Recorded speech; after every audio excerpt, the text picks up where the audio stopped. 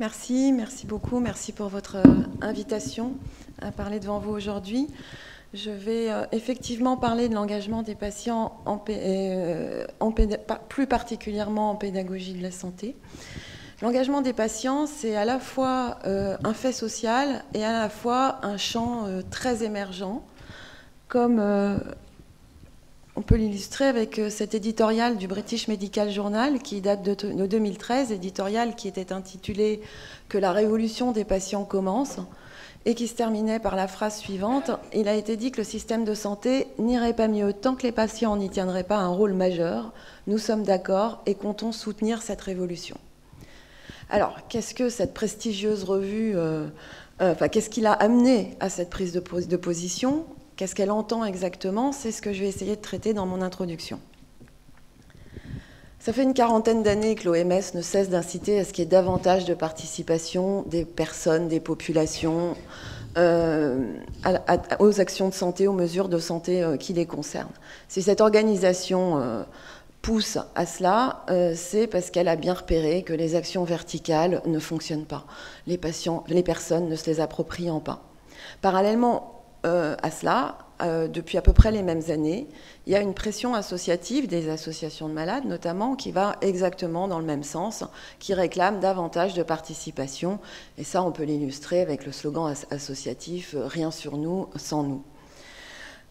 De fait, la participation des patients et citoyens est donc devenue un enjeu sociétal et politique, à la fois pour des raisons démocratiques, morales et éthiques, qui renvoient au slogan que je viens de citer, mais aussi pour des raisons pratiques. Et ce qui peut l'illustrer aussi, c'est cette phrase d'Étienne Cagnard, qu'il a écrite dans son rapport qui a préfiguré la loi de 2002, « L'entrée de l'usager sera un levier d'amélioration de la qualité des soins ». Alors pourquoi un levier? Eh bien parce que de nouvelles idées émergent de la perspective des usagers qui n'auraient pas pu être conçues par des personnes appartenant au système. C'est la notion d'un acteur out of the box, qui voit les choses autrement. Et puis pourquoi ils améliorent la qualité des soins? Eh bien parce que leur participation permet de s'assurer que ce qui a été fait, mesuré, analysé et amélioré est ce qui compte vraiment pour les patients et leurs proches. Autrement dit, ça permet d'améliorer la pertinence de ce qui est fait. Donc ce sont ces raisons qui ont abouti à la loi de 2002 sur la démocratie sanitaire, en particulier au volet collectif de cette loi, qui donnait donc des droits collectifs aux usagers, droit de participer aux politiques de santé, droit de participer à des commissions d'agences et d'hôpitaux pour veiller au respect des droits des malades et également collaborer avec les professionnels de santé à tous les enjeux autour de la sécurité et de la qualité des soins. Depuis 2009, il y a également des patients qui sont intégrés dans l'éducation thérapeutique, des patients qu'on appelle patients experts, patients ressources, patients intervenants. En tout cas, ils sont intégrés comme co-éducateurs de leurs pairs. On voit ça de plus en plus. Et puis un rapport en 2014 pour l'an 2 de la démocratie sanitaire invitait à aller au-delà de ces formes d'engagement. Il invitait d'une part à développer les activités en cours et en améliorer la qualité des collaborations et des participations. Et il invitait aussi à développer des recherches collaboratives avec des usagers, la participation des usagers dans la formation médicale. Un rapport très récent qui, lui, préfigure la loi qui est actuellement en train d'être votée au Parlement, Ma Santé 2022, qui portait sur la formation médicale, incitait à ce que le patient soit intégré comme acteur de formation et d'évaluation des professionnels de santé. On retrouve les mêmes incitations dans la stratégie nationale de santé. Mieux associer les usagers à la gouvernance du système de santé, impliquer les usagers dans les actions de recherche et d'amélioration de la sécurité et de la qualité. Stratégie nationale de santé reprise dans des plans régionaux de santé et puis traduite en actions concrètes. Et là, je vous donne un exemple qui est sans doute le plus ambitieux d'après ce que j'ai pu voir, celui d'Occitanie, qui s'est donné pour objectif dans les années à venir de construire un réseau régional de patients partenaires, de développer l'implication des patients partenaires dans le champ des projets d'amélioration de la qualité et qui veut envisager les modalités pratiques de la professionnalisation des patients partenaires. Donc, on aboutit à la participation des patients, qui est une participation très protéiforme dans plein de domaines, qui concerne aussi bien la prévention et l'accès aux soins. Sur ce point-là précis, je reviendrai un petit peu plus tard. Et qui concerne également la participation des représentants d'usagers dans les politiques agences hôpitaux, une participation qui concerne autour des recherches, également l'évaluation des soins, l'éducation thérapeutique, la formation initiale et continue des professionnels. Puis il est également attendu que tous les patients fassent part de leur expérience pour qu'on puisse donc en fasse part, c'est ce qu'on va chercher avec les questionnaires d'expérience, les questionnaires de satisfaction, pour derrière en déduire des actions d'amélioration. Et puis que chaque patient participe à ses propres soins, et c'est ce tout qu'on appelle la démocratie en santé. Très récemment, la Haute Autorité de Santé a créé un conseil pour l'engagement en santé des usagers. Donc là, vous noterez le glissement sémantique, on ne parle plus de participation, mais on parle d'engagement. Bon, j'avoue que j'ai un faible pour le terme engagement, parce que d'une part, il permet de faire comprendre que c'est de cette partie-là qu'on parle. Et puis, il y a une notion de durée. Voilà, il me semble, on entend plus de qualité et de profondeur qu'avec le terme participation. Et d'ailleurs, c'est pour cette raison que j'avais choisi de titrer mon livre « L'engagement des patients au service du système de santé ». Donc, la Haute Autorité de Santé justifie la création de ce conseil ainsi. Convaincue de l'importance d'impliquer davantage patients et usagers, la Haute Autorité de Santé a fait du renforcement de l'engagement en santé des usagers une des priorités de son projet stratégique 2019-2024. Et à ce titre, elle crée un conseil dont la mission est d'éclairer ses travaux. Donc cette introduction avait pour objet de clarifier de quoi on parle quand on parle d'engagement des patients, et aussi qu'on prenne acte ensemble que la question n'est plus dorénavant est-ce qu'il faut faire avec les usagers, mais que la question est devenue comment faire, avec quel profil de patient, pour faire quoi et sous quel statut. Il demeure en effet beaucoup d'incertitudes sur comment et pourquoi engager des patients aux profils différents plutôt que quelques personnes précises, et la réalité de l'implémentation reste complexe. Donc pour partager les positions de pouvoir, ben oui, parce que il est attendu, c'est exactement ce qui est attendu dans le cadre de la démocratie en santé.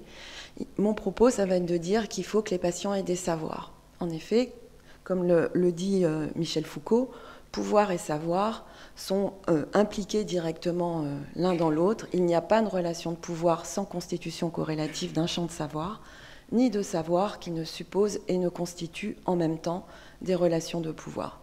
Donc de quel savoir et de quel pouvoir s'agit-il? Comment les mobiliser en pédagogie de la santé? C'est ce que je vais traiter maintenant. Donc j'ai articulé ma communication en deux parties. Une partie qui vise à caractériser les savoirs et les pouvoirs. Une deuxième partie sur l'engagement des patients dans la pédagogie. Et je traiterai de la pédagogie de pair à pair et ensuite de l'engagement des patients dans la pédagogie médicale. Et je prendrai l'exemple d'un programme qu'on met en œuvre à Paris 13 depuis 4 ans. Donc les savoirs des patients, ils ont des savoirs expérientiels.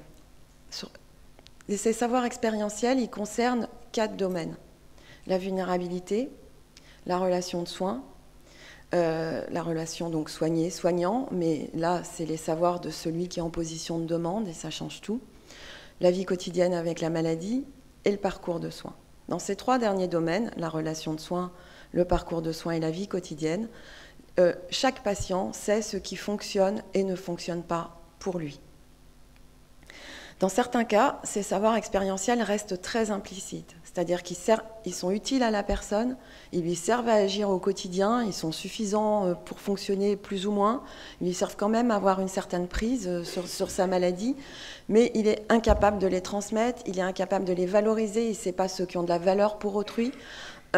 Et si on veut aller chercher ces savoirs, et bien là, on a besoin de dialogue maïeutique, on a besoin, ça peut être des questionnaires, d'entretiens, en tout cas, il faut guider la discussion pour aller chercher ces savoirs.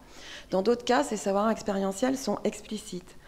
là, la personne, elle sait dans ses savoirs ce qui a de l'importance, ce qui peut être transmis, à qui, comment, pourquoi et quand. Ça nécessite un certain sens du kéros. Hein. L'objectif, c'est d'influer sur autrui avec ses savoirs. Et ces savoirs peuvent avoir besoin d'espaces éducatifs pour émerger et s'exercer, donc pour passer de l'implicite à l'explicite. On constate que les discours qui réfèrent à ces savoirs-là sont des discours qui réfèrent à l'expérience personnelle. Mais le problème de ces savoirs, c'est qu'il y a un certain nombre de limites. D'abord, ils sont connus pour être extrêmement intervariables d'une personne à l'autre, donc il est difficile de construire une politique ou des mesures à partir des savoirs expérientiels de quelques personnes. Évidemment, si on va en chercher 10 000, c'est évidemment autre chose, ou 1000. Puis ça reste du sens commun, et il ne faut pas oublier que la science, elle s'est construite contre le sens commun, et que du coup, voilà, on ne donne pas beaucoup de valeur à ces savoirs quand même. En revanche, il existe des savoirs situés. C'est ce que j'appelle la perspective patient. Là, ce sont des savoirs qui se développent collectivement, entre malades, à partir de savoirs expérientiels qui sont mis en commun, croisés, conscientisés, sous forme de dialogue herméneutique, où on cherche le général derrière le singulier. Ce sont donc des savoirs qui émergent contre les phénomènes locaux. Ce sont des savoirs aussi qui profitent des savoirs savants. Pourquoi ? Parce qu'il faut parfois, il faut confronter l'expérience vécue à certaines normes, en particulier aux normes de l'éthique ou du droit, ou en médecine aussi, les confronter aux bonnes pratiques, aux référentiels, de manière à pouvoir prendre position et se dire ah, mais ce qu'on a expérimenté, c'est juste ou ça ne l'est pas. Ces savoirs-là servent aussi à concevoir et réaliser une action collective qui est conçue à l'aune des besoins constatés et dont l'objectif est d'y répondre. Donc en fait, on est passé de savoirs sur ce qui fonctionne et ce qui ne fonctionne pas à des savoirs en fait, dont l'objectif est sur ce qui pourrait fonctionner. C'est Donna Haraway, la première, qui a identifié les savoirs situés, les a identifiés dans le cadre des théories féministes. Et elle a montré que le seul moyen d'avoir une lecture globale de la réalité, c'était d'avoir les perspectives de toutes les parties prenantes de cette réalité, au risque sinon d'en avoir qu'une vision partielle. Et c'est en ce sens-là qu'en médecine, Delga Larondo parle de risque d'ethnocentrisme médical ou de réductionnisme médical. Pour vous donner un exemple, à gros traits, si on prend une situation clinique hospitalière, la direction hospitalière, elle va interroger cette situation clinique selon sa logique, qui sera organisationnelle, sécuritaire, financière. Les médecins, ils seront dans une logique d'efficacité des preuves. Le patient concerné, il sera dans une logique de prise en compte de ses propres besoins. Et les patients engagés comme acteurs de santé, eux, ils seront dans une logique de respect de l'autonomie des patients, du droit des malades, de la décision partagée. Donc on voit qu'on a besoin de toutes ces perspectives pour résoudre correctement cette situation clinique. Et on voit aussi que d'ailleurs, celle du patient concerné et des patients engagés qui ont des savoirs situés n'ont pas non plus la même perspective. Un autre exemple de croisement des perspectives, là je vais mobiliser le British Medical Journal, parce que cette revue a joint le geste à la parole, et depuis des années, tous les articles qui sont soumis au BMJ sont relus par un expert traditionnel, scientifique, et par un expert patient. Simplement, ce qu'on va demander aux patients, c'est évidemment pas la même chose que ce qu'on demande aux experts. Vous voyez, les questions qu'on leur pose, c'est pertinence de l'étude pour les malades, des points pertinents qui manqueraient pour les malades, est-ce que le traitement, l'intervention, les recommandations auraient du sens dans la réalité, est-ce que les objectifs mesurés sont ceux qui ont du sens pour les patients, est-ce qu'il y en aurait d'autres qui auraient du sens, auriez-vous des suggestions à faire aux auteurs de manière à ce que les médecins partagent et discutent leurs résultats avec leurs patients? Si des patients ont été associés aux recherches, est-ce qu'ils auraient pu l'être davantage s'ils n'y en avaient pas indiqué comment ils auraient pu l'être pour motiver les auteurs pour leurs prochaines recherches? Donc vous voyez bien que c'est complètement autre chose qu'on va chercher, et c'est ça qui a de l'intérêt, et c'est ça qui a du sens. Donc ça fait le lien. Ah non, et puis ils ont aussi, et puis les patients aussi, ils ont accès au savoir savant, bien sûr, notamment via les technologies de l'information et de la communication. 80 à 90% des internautes sont aujourd'hui des internautes en santé. Donc bien sûr qu'ils ont accès, ça a grandement facilité ça. Et puis les patients les plus engagés, que Dave de Broncard appelle les e-patients, bon, il faut dire qu'en anglais c'est beaucoup plus beau, il n'y a que des E sur la ligne de gauche, j'ai pas réussi à traduire aussi joliment, émergent donc des patients qui ont accès à tous ces savoirs et qui sont compétents, qui se donnent les moyens d'agir, qui sont engagés dans la durée, expérimentés, qui ont une bonne culture en santé, dont l'environnement facilite le pouvoir d'agir et qui sont connectés les uns aux autres. Enfin, certains patients développent même des savoirs experts. Et là, ça ressemble un peu aux prosumers. Les prosumers, c'est dans le champ de la consommation. C'est des consommateurs qui ont identifié qu'un produit de consommation dont ils avaient besoin n'existe pas et qui se mettent à le fabriquer et ensuite à le mettre au service de leur pairs. Donc en santé, on voit des patients qui fabriquent des dispositifs de santé qui leur manquent, des produits de santé, et on a même quelques exemples de développement de médicaments. Donc j'en arrive au pouvoir, et ça, vous allez vite comprendre le lien. Le tout premier pouvoir que je voudrais développer, c'est le pouvoir intérieur, soit la motivation des patients qui s'engagent. Il y a un lien très direct avec ce que je viens de dire. Au départ, ils ont éprouvé une vulnérabilité terrible, dans le contexte où ils ont eu le sentiment de l'inefficacité d'autrui.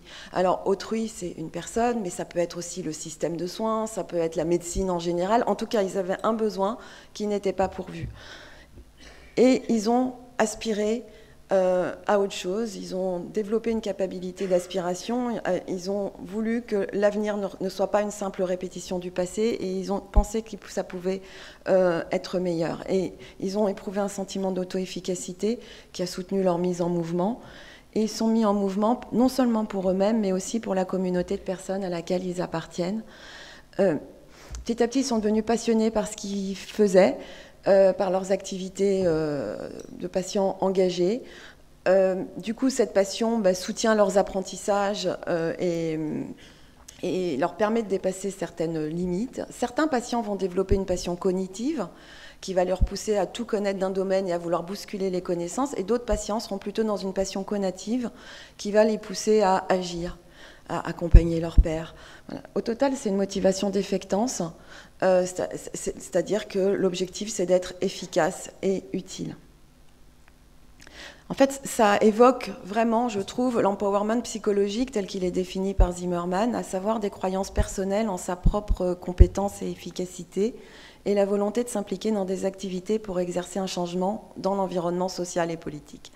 Donc c'est important de voir les deux niveaux de l'empowerment psychologique. Donc ça convoque des savoir-faire, des savoirs et du pouvoir. On est dans le pouvoir d'agir. Alors, quel pouvoir et quel savoir ?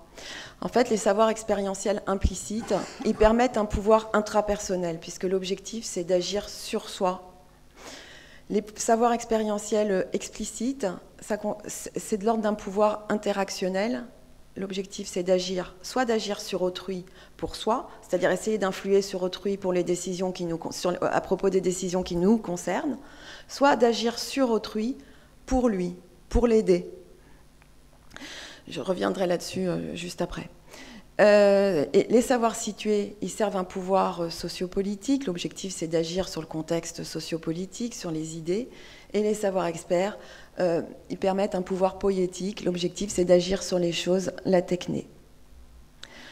Donc j'en arrive à l'engagement dans la pédagogie en santé et dans la pédagogie de pair à pair. D'abord, un tout petit détour. Je dois repartir de la base.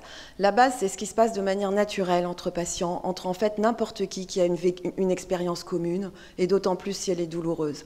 Il y a de l'entraide, il y a de l'échange, c'est spontané, c'est quelque chose de totalement naturel. Les malades, ils se parlent, ils échangent pour mieux gérer leur maladie, pour se rétablir psychologiquement, pour accéder aux soins, à leurs droits. La pair-émulation, là, c'est quand il y a vraiment l'envie de soutenir la santé positive de son père, de soutenir son pouvoir intérieur. Et on fait ça à partir de la légitimité de celui qui est passé par là. Donc on est vraiment dans le pouvoir interactionnel, agir sur autrui, pour autrui. L'exemple paradigmatique, c'est ce qui se passe dans les groupes de self-help, les groupes 12 étapes, par exemple les alcooliques anonymes, où un par un va s'engager au quotidien pour soutenir le rétablissement de son filleul. Dès lors qu'on invoque ça Chez les professionnels de santé, on parle dans le cadre d'interventions structurées, on parle d'approche par les pairs. Là, on est dans une dynamique, donc ce sont des dynamiques d'intervention qui sont fondées sur la ressemblance entre l'individu portant le rôle d'intervention et celui portant le rôle de bénéficiaire. Ça invoque une proximité expérientielle entre les personnes qui peut être culturelle, sociale, géographique, médicale. Des fois, le culturel marche même mieux que le médical. Et puis, ça invoque le principe du dévoilement. Si le père ne dit pas qu'il est lui-même un père, ça n'a aucun sens, ça ne fonctionne pas, puisque tout repose sur l'identification réciproque. Dans certains cas, on parle de travailleurs pairs dès lors qu'ils sont recrutés dans des services de soins ou par des structures de soins pour travailler, et on voit des travailleurs pairs, donc recrutés à mi-temps, à temps complet, les community health workers pour les éducations en santé, les navigateurs pairs qui améliorent l'accès au dépistage, aux soins, et les médiateurs de santé pairs en psychiatrie, qui d'ailleurs arrive en France. Je voudrais parler un petit peu de l'éducation thérapeutique et en particulier des compétences des patients éducateurs et des pédagogies pour soutenir leurs compétences, parce qu'il me semble qu'en présentant ça, on comprend très bien quel est leur rôle. Une des compétences, c'est mobiliser leur savoir expérientiel explicite au service de la subjectivation d'autrui et du développement de son pouvoir intérieur. Donc ça convoque une pédagogie de la conscientisation et ça emprunte au courant pédagogique de l'étonnement. Pourquoi ? Parce que les patients qu'on forme à ce rôle des patients éducateurs, il faut qu'ils regardent d'un autre œil ce qui leur semblait familier, qu'ils trouvent qu'ils ont des savoirs, qui dans ces savoirs, ils réalisent que ces savoirs peuvent être utiles pour autrui. Et puis également, vis-à-vis d'autrui, il faut qu'ils apprennent à voir le même dans l'autre, mais aussi qu'ils fassent de la place à l'autre dans le même, pour faciliter sa subjectivation. Il faut qu'ils articulent leurs objectifs pédagogiques avec ceux des soignants. Donc ça, bien sûr, convoque les principes de la coopération, mais aussi la pédagogie de l'interstice. Et pas au sens où Stéphane Tessier l'a modélisé, qui lui l'a modélisé aux confins des institutions, mais aux confins de la pédagogie des soignants. Parce que si le patient éducateur dit la même chose exactement de la même manière que le soignant éducateur, bien sûr, ça n'a aucun intérêt. Il faut que ce soit légèrement décalé. Il faut qu'il reste motivé sur le long terme, pour qu'il monte en compétences notamment, et qu'il fasse preuve de professionnalisme, respecte des règles déontologiques, qu'il soit fiable, parce que aussi c'est le début d'un mouvement, donc il y a des choses à démontrer. Du coup, ça convoque le courant pédagogique de l'engagement qui désigne un mode d'existence dans et lequel l'individu est impliqué activement dans le cours du monde, s'éprouve responsable de ce qui arrive et ouvre un avenir à l'action. J'en arrive à la pédagogie médicale. Donc ça se développe beaucoup. Dans les pays anglo-saxons, c'est une règle, c'est une norme, il y a des incitations vraiment législatives en ce sens-là. Ça arrive en France, vous l'avez vu. Qu'est-ce qui justifie ça du côté des médecins ? Eh bien, ce qui a énormément facilité ça, c'est évidemment l'avènement du modèle biopsychosocial, de l'approche centrée sur le patient, le principe d'alliance thérapeutique. Les fondements du côté des patients, eh bien, on retrouve cette même notion de pédagogie de l'interstice. L'objectif, c'est de répondre aux besoins constatés lors de leur trajectoire de soins et celle de leur père, et de compléter les enseignements existants. Dans la littérature, on retrouve 11 modalités pédagogiques différentes dans lesquelles les patients peuvent être impliqués. Au tout départ, on voyait beaucoup de manipulations parce qu'on n'était pas encore dans le paradigme biopsychosocial, et donc les patients venaient pour entraîner les étudiants à manipuler des articulations douloureuses. On voit des témoignages qui permettent de comprendre le vécu des patients, développer l'empathie des étudiants, modifier leur représentation sociale. Parfois, on les voit dans des cours magistraux ou dans des enseignements dirigés, notamment autour de la relation de soins. On voit aussi des rétroactions au cours d'analyse de pratique, notamment pour permettre aux étudiants de comprendre les attentes des patients et mettre en œuvre l'approche centrée sur le patient. Il existe aussi des apprentissages interprofessionnels en petits groupes autour d'un patient. Et là, l'objectif, c'est d'apprendre aux étudiants à mener des entretiens cliniques et à comprendre les rôles des autres professionnels. Il existe aussi des accompagnements personnalisés sur la durée. Donc, on apparie un étudiant avec un patient et pendant 18 mois, il va suivre ce qui lui arrive de loin et l'accompagner de temps en temps en consultation. Ça permet d'appréhender le système de soins du point de vue des patients. Il y a des immersions dans des familles, des débriefings après des simulations, peuvent aussi participer à la conception de vignettes cliniques et de participer au jury. Donc là, mon propos, c'est de vous montrer que tous les savoirs, que ces modalités théoriques correspondent à des savoirs particuliers. Les savoirs expérientiels implicites, c'est les bons savoirs dès lors qu'on veut faire ces apprentissages interprofessionnels, des manipulations, des immersions, les accompagnements. Pour faire du témoignage, il faut des savoirs expérientiels explicites. Pareil pour les débriefings après des simulations. Les savoirs situés sont excellents dans les ED sur la relation de soins, la conception de vignettes cliniques, la rétroaction lors des analyses de pratique. Et enfin, les cours théoriques permettent de donner des cours magistraux sur la maladie, les droits des malades, le partenariat de soins, etc. Donc, à Paris 13, qu'est-ce qu'on a fait ? Alors, avant de rentrer dans le détail, d'abord, il faut comprendre de quoi relèvent les études au niveau de l'internat en médecine générale, puisque c'est là que se situe notre programme qui existe donc depuis presque 5 ans. Les étudiants sont en stage la plupart du temps. Quand ils viennent à la faculté, leurs cours sont décomposés de la manière suivante. Ils ont 20% de leurs cours, c'est des enseignements dirigés, et 80% de leurs cours, c'est des groupes d'échange de pratiques réflexives entre internes. Les internes ramènent de leur lieu de stage des situations cliniques qui les ont questionnées, et ils cherchent ensemble, donc sous la guidance d'un médecin enseignant, bien sûr, à améliorer la proposition de soins dans une perspective biopsychosociale et d'approche centrée sur le patient. Donc ce qu'on a fait, on a intégré des patients dans la moitié des ED dès lors que ça avait du sens. On a même créé un ED sur la démocratie sanitaire qui est uniquement fait par les patients, et on a intégré des patients dans tous les GPRI. Les patients enseignants sont associés exactement comme les enseignants à la préparation de ces GPRI. Au tout début des GPRI, il présente ses liens d'intérêt ou ceux de son association, et il précise son cœur d'expertise selon lui. Et puis ensuite, il se met au service du groupe. Et pendant les analyses de pratique, ce qu'on lui demande, c'est d'amener sa perspective. Et en gros, de réagir à ce qu'il entend, de compléter les propositions de soins et de ne pas hésiter à suggérer des ressources en santé. Depuis cette année, on a également intégré des patients enseignants à tous les jurys du DES, aussi bien ceux de la phase socle que ceux de la fin du DES. Et à partir de la rentrée, on est en train de l'organiser. Il y aura des stages obligatoires pour les internes dans des associations de patients. Il existe des recommandations de bonnes pratiques en termes d'intégration de patients enseignants. Je me réfère à celle de Vancouver. Le programme de patients enseignants de Paris 13 est bien antérieur à la déclaration de Vancouver. Néanmoins, quand c'est sorti, on a réalisé que de manière un peu intuitive, on avait répondu à toutes les recommandations. Donc je ne vais pas toutes les citer, mais je vais en utiliser une ou deux pour vous montrer ce qu'on a fait. Donc Angela Toll dit qu'il faut promouvoir et veiller à ce que la formation des professionnels de la santé et des services sociaux fasse une place réelle à la voix authentique et autonome des patients.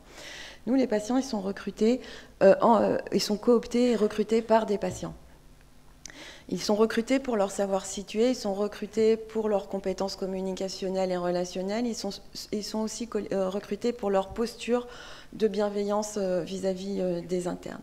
On a fait le choix de les appeler patients enseignants, au départ par souci de symétrie avec les médecins enseignants, mais évidemment ça convoque aussi un certain nombre de requis.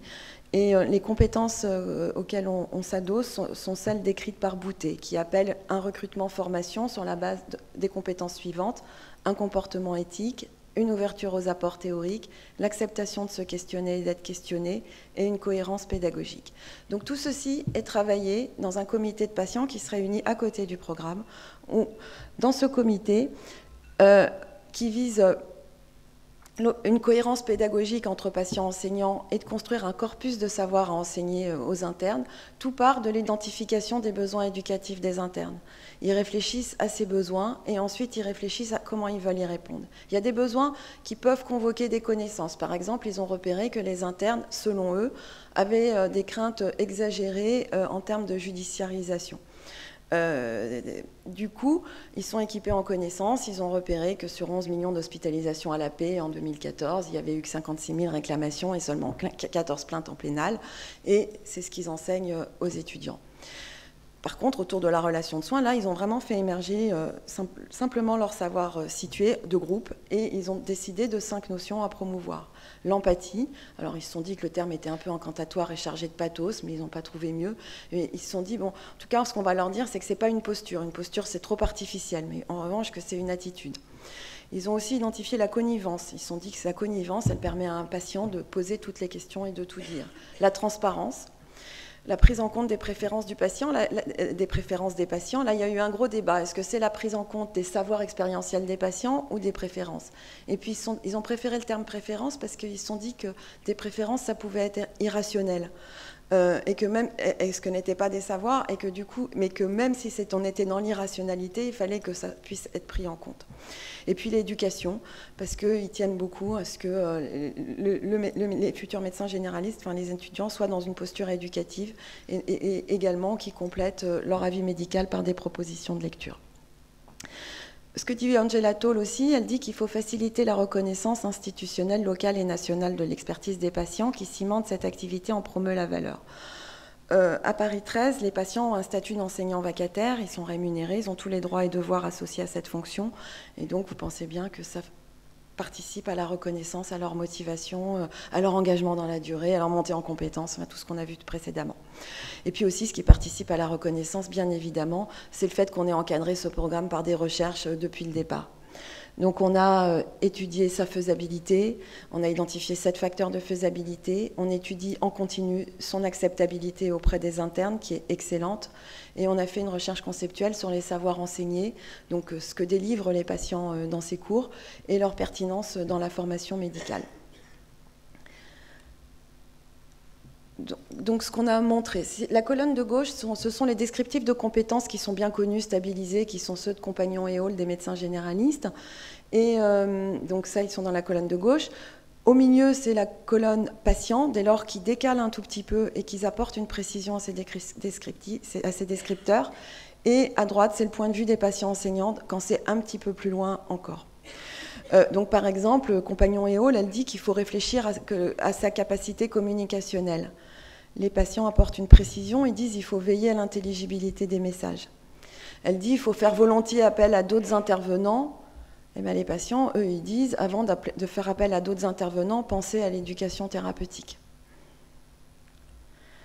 Elle dit qu'il faut collaborer à la continuité et à la coordination du maintien à domicile. Les patients, ils questionnent certaines orientations à l'hôpital parce qu'ils ont parfois l'impression que c'est plus pour sécuriser le médecin que parce que le patient en a vraiment besoin ou envie. Elle dit qu'il faut être dans une décision centrée patient. Donc là, ils apportent une petite précision. Ils disent qu'il faut appliquer la décision partagée. Elle dit qu'il faut chercher la collaboration et le soutien de l'entourage familial pour aider le patient. Eux, ils ont une autre formule. Ils disent qu'il faut considérer les proches comme des ressources. Et ça, en continu, d'ailleurs, pas seulement au moment de la sortie. Qu'il faut s'occuper du patient avec altruisme, honnêteté, dans le respect des règles déontologiques, et le point de vue des patients est plus centré patient, puisqu'il dit qu'il faut respecter les droits des malades. Elle dit qu'il faut prendre conscience du besoin d'acquisition permanente de nouvelles connaissances afin d'améliorer ses compétences. Et là, les patients ont identifié que le manque de connaissances des internes, eh ben, il était particulièrement au niveau des dernières lois de santé publique, que les internes n'avaient pas réactualisé leurs connaissances à ce niveau-là. Et enfin, il y a un descripteur qui est unique aux patients, qui n'est pas du tout prévu dans la formation médicale. Il cherche à réconcilier les internes avec l'usage d'Internet par leurs patients. Donc pour conclure sur PEP 13, les patients enseignants, donc sur ce programme, les patients enseignent la qualité des soins telle qu'eux la conçoivent, dans l'objectif d'améliorer l'expérience de soins des patients en général. Ça renforce presque toutes les compétences des médecins généralistes. On a conclu sur une congruence pédagogique entre les apports des patients enseignants et les objectifs de la formation. En fait, quand les descripteurs sont identiques ou quasi identiques, eh bien, ça permet de multiplier les sources de rétroaction, et ça, on sait à quel point c'est précieux pour les apprentissages, combien ça aide à apprendre. Et en ce cas-là, les patients enseignants sont une vraie ressource pédagogique au service des médecins enseignants. Quand en revanche, les descripteurs précisent un peu plus les attentes des patients par rapport à la qualité des soins, eh bien, ça permet d'intégrer la perspective de ceux qui bénéficient des soins pour accroître les compétences des internes dans l'optimisation de la satisfaction des patients et donc pour accroître le recours aux soins des patients, puisqu'on sait que la satisfaction et le recours aux soins sont très liés. Donc ce programme a obtenu récemment 2 prix, le prix des transmetteurs catégorie soins primaires et le label droit des usagers. Donc ça devrait aussi faciliter sa diffusion et sa reconnaissance. Donc pour conclure de manière beaucoup plus générale, l'engagement des patients, c'est à la fois un champ de pratique, c'est un champ de recherche et c'est un champ pour l'enseignement. Au niveau des pratiques, les enjeux, là où on en est rendu, c'est de fédérer les initiatives, de les capitaliser, de transférer les plus concluantes, structurer l'engagement des patients, le valoriser, identifier les leviers pour encourager la participation des personnes sous-représentées. Au niveau de la recherche, on a besoin de recherche conceptuelle et de recherche d'impact. On n'a aucune échelle validée pour mesurer l'impact. Et au niveau de l'enseignement, on a besoin d'institutionnaliser ce champ de recherche, que ce soit fait dans les facultés de santé, parce que pour pouvoir l'enseigner aux futurs professionnels de santé, pour qu'ils comprennent ce qu'ils peuvent en attendre. Voilà, je vous remercie pour votre écoute et votre invitation.